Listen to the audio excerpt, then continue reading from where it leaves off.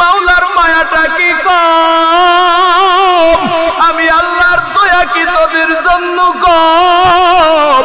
বান্দায় যখন মা বাবারে ডাকে আমি আল্লাহ বাধা দেই না, আমি আল্লাহ ইচ্ছা করলে পারতাম জবানটারে বন্ধ করে দিতাম, আমি আল্লাহ পাকের পর বান্দার জবানে মোহর মেরে দেই না। জনমের তরে তোর আম্মারে ডাকো, জনমের তরে তোর আব্বারে ডাকো, ওরে আমি আল্লাহ কোনদিন বাধা দেই না।